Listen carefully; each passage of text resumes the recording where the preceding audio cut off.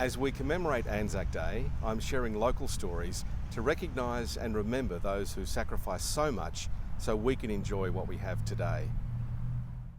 Nathaniel Nat Barton was born at Wellington in 1894, the third son of Charles and Annie Barton.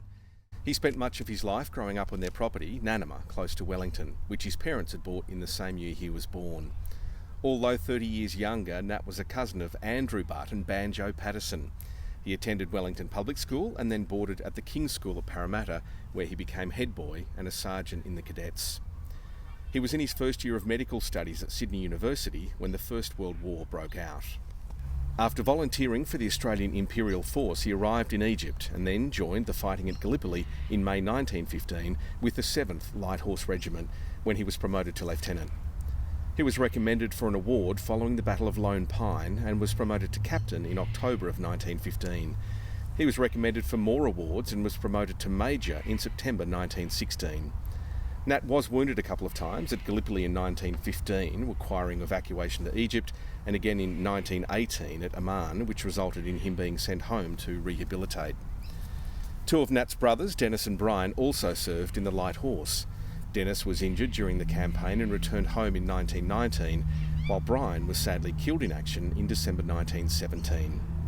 Nat completed his studies in medicine and began working in parks as a doctor.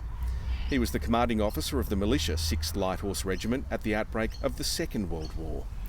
In November 1940, he was commissioned into the 2nd Australian Imperial Force and appointed commanding officer of the new field ambulance as Lieutenant Colonel.